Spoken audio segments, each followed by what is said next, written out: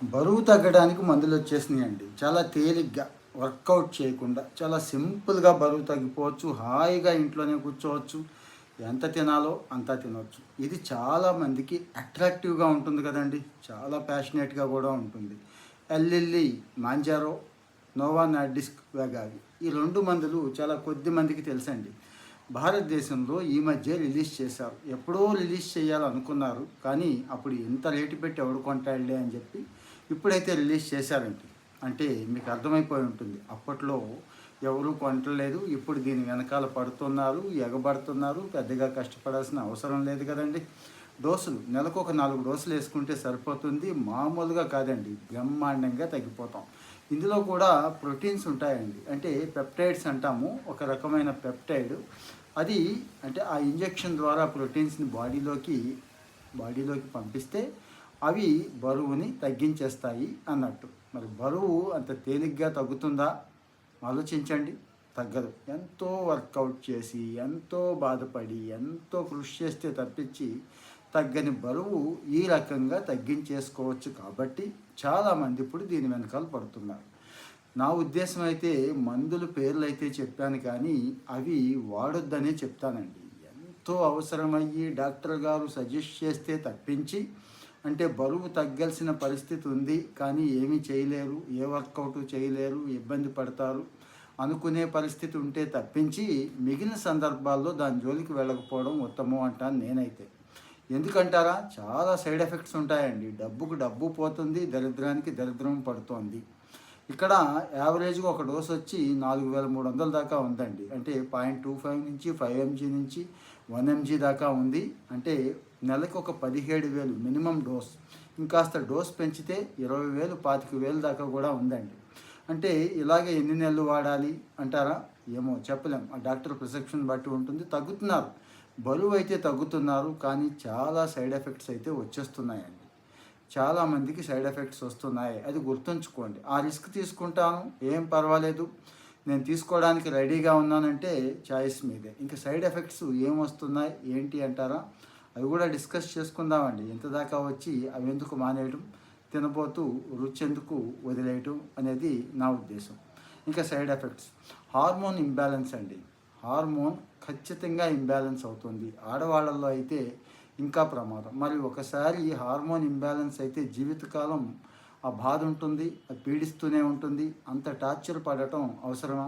రెండోది గుండె సంబంధిత సమస్యలు. మామూలుగానే మన గుండె అటు ఇటుగా ఉంది, అంతంత మాత్రంగా ఉంది. ఆల్రెడీ ఉన్న రోగాలకు తోడు మళ్ళీ బరువు తగ్గడం తెచ్చుకొని గుండె సంబంధించిన సమస్యలు కొత్తగా తెచ్చుకుందామా? ఆలోచించండి. ఇంకా కిడ్నీ, లివర్ సమస్యలండి. ఇప్పుడు ఏదైతే మనం బరువు తగ్గడానికి మందులు వాడుతున్నామో ఆ వాటికి ఉన్న సైడ్ ఎఫెక్ట్స్ అండి ఇవన్నీ. కిడ్నీ డ్యామేజ్ అయిపోయి లివర్ డ్యామేజ్ అయ్యే అవకాశం కూడా కొంతమందిలో కనబడుతోందండి. ఆ విషయమే చెప్తున్నాను నేను. రెండోది వ్యసనం అండి. బరువు తగ్గడానికి ఇది వాడటం మొదలైన తర్వాత ఈ మందులే వాడాలనిపిస్తూ ఉంటుందండి. ఈ మెడిసినే వాడాలనిపిస్తూ ఉంటుందండి. అదొక రకమైన సైకలాజికల్, దీన్ని స్టిమ్యులేనియస్ ప్రాపర్టీస్ అంటారండి. ఈ రకమైన అవకాశాలు కూడా ఉంటాయి.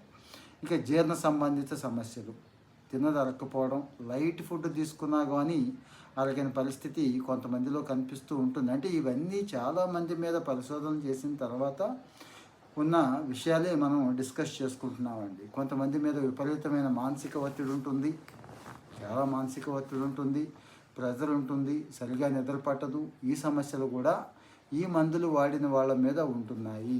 ఇంకా ఫైనల్గా ఈ బెనిఫిట్స్ అన్నీ తాత్కాలికమేనండి, చాలా తాత్కాలికం. అంటే మందులు వాడినంత కాలం బరువు తగ్గుతూ ఉంటాం, ఎప్పుడైతే మానేసామో మళ్ళీ వస్తాయి.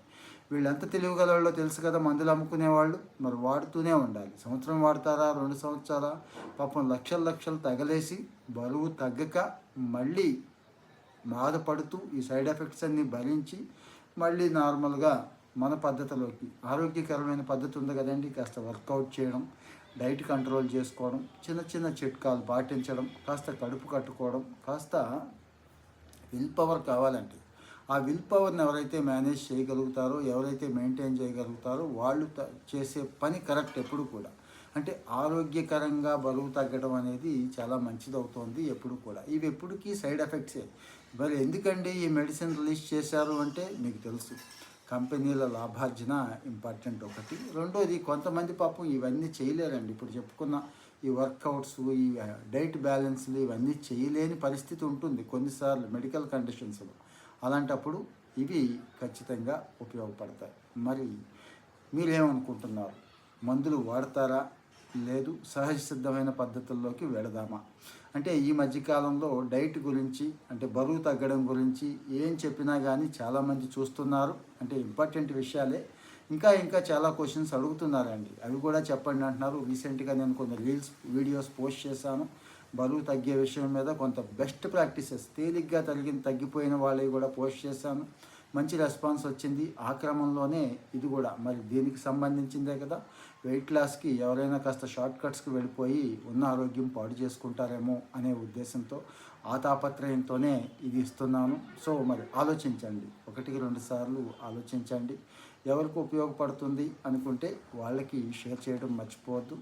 Thank you. ఇంకొక వీడియోతో మళ్ళీ కలుసుకుందాం.